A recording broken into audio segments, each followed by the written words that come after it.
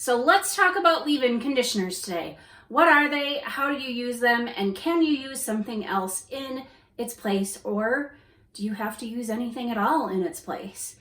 Hi, if you're new here, my name is Michelle. I'm a licensed hairstylist with over 20 years of experience.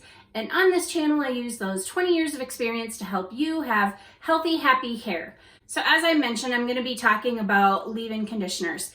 And now I did do a video all about conditioners, and I spoke about deep conditioners and your regular rinse out conditioners and then leave-in conditioners, but I kind of spoke a little bit about each one and didn't spend a ton of time in depth on any one. So in this video, I'll just give you a quick overview of what the differences are between them and what a leave-in can do for you. So regular rinse out conditioner is just one that you put in after you wash your hair, and then just like the name suggests, just rinse it out of your hair after the specified amount of time on the bottle, and then you're good to go. And usually that's when a lot of curly haired people will also detangle their hair. I tend to detangle my hair when I have conditioner in it like that as well. So that is our starting point. That is our rinse out conditioner you use every time that you wash.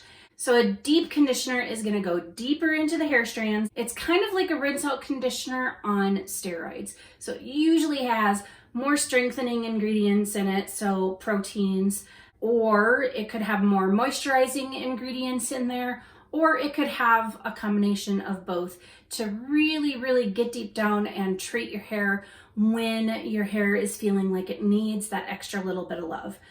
And now, contrary to the other two, which both get rinsed out, the deep conditioner and the regular rinse out conditioner, you would leave a leave-in conditioner in your hair. You do not rinse it out. And it's something that you put in after you have washed it, conditioned it, rinsed it all out. You put your leave-in conditioner on, and then you go on to applying your styling products. Now, why do we use leave-in conditioners? For a lot of reasons. It can help with giving you a little extra moisture boost to last you until your wash day, because your conditioners and your deep conditioners, you're washing them out. So even though they've gotten in there and they've done what they were supposed to do, sometimes you just need a little bit more of a boost of either protein or moisture to get you by until your next wash day, and leave-in conditioners can definitely do that for you. They just add that extra little bit. For me, I also use it to make sure that I am balanced as I head into my stylers. So I like to choose a shampoo and a conditioner that based on what my hair is telling me that it needs. And then on top of that, I will use a leave-in conditioner that either helps to balance it. If I haven't balanced it between my shampoo and conditioner, it'll then help to further bring it into balance, or it'll just maintain the balance that I have achieved and make sure that my hair is going to be in good shape until my next wash day as far as what it needs regarding moisture and protein. Now, does everyone need to use a leave-in? Absolutely not. If your hair is overall pretty healthy, gives you no problems, you probably don't need a leave-in conditioner to get you from your wash day until your next wash day. You're probably pretty good and pretty evenly balanced, and you don't have any issues. And if weighing your hair down is a concern, then I definitely wouldn't use a leave-in if that's the case. If you've got perfectly healthy hair with no problems, no issues, you don't need to worry about balancing anything, then you can certainly skip the leave-in conditioner. It isn't a must, and I know that a lot of people kind of put it in their routines, myself included. Almost every single routine that you see people doing on YouTube or Instagram, they use leave-in conditioners. They talk about leave-in conditioners all the time, and it seems like there's not really any routines without leave-in conditioners. So it makes it seem as if it's something that you can't live without. It is something that I lived without on my hair for a very long time. I didn't always use leave-in conditioners. Sometimes I did, sometimes I didn't.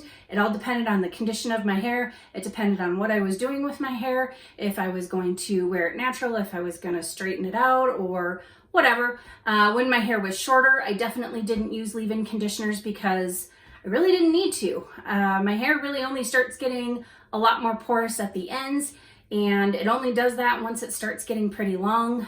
When it's shorter, it just doesn't need it. It didn't need any of that. And I used to actually have almost a pixie cut on my head at one point, and I definitely didn't use a leave-in for that.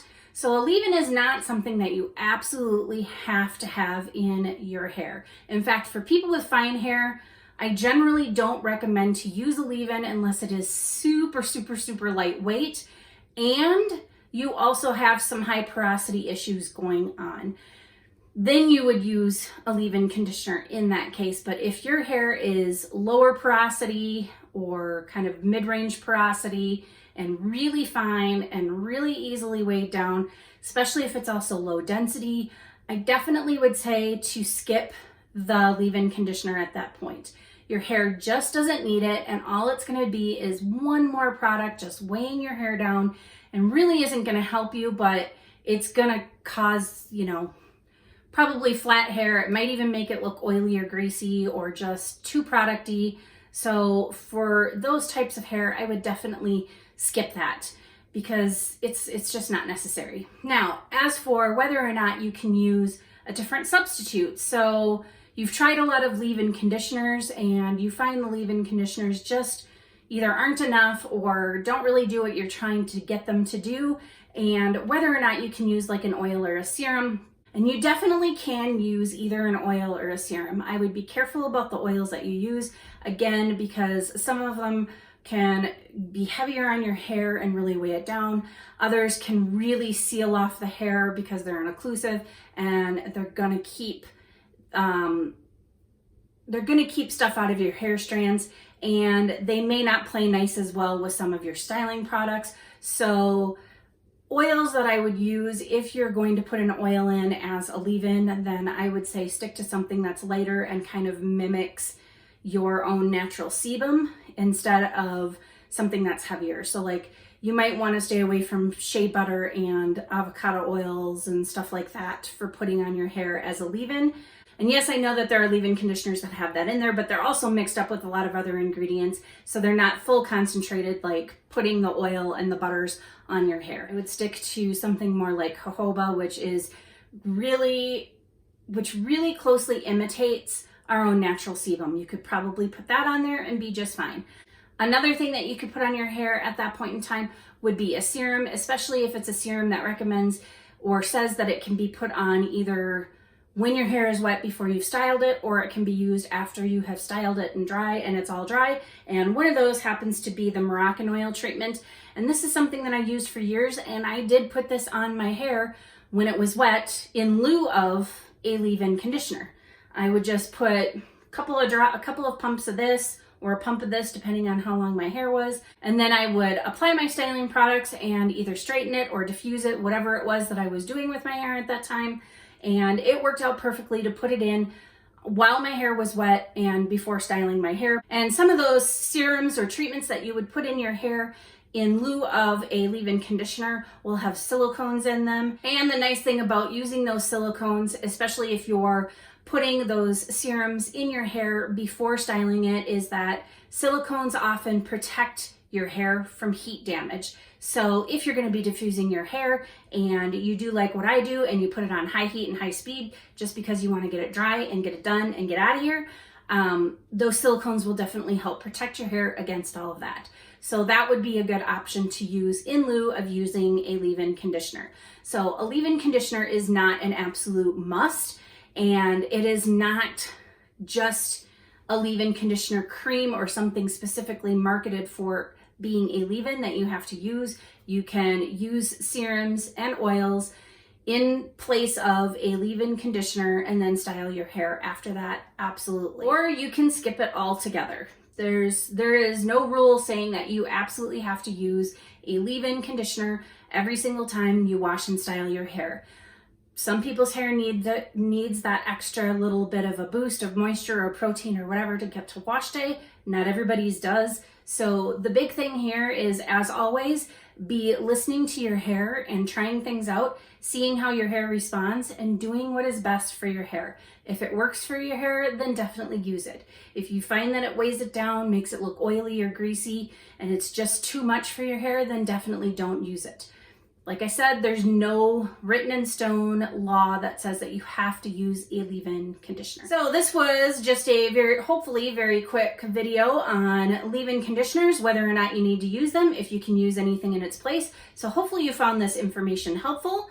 If you like this video, please go ahead and hit that thumbs up. If you'd like to see more content like this, please go ahead and hit the subscribe button, hit the notification bell while you're at it so you know when I upload.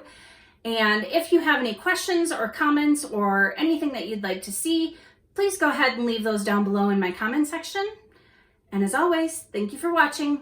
Bye.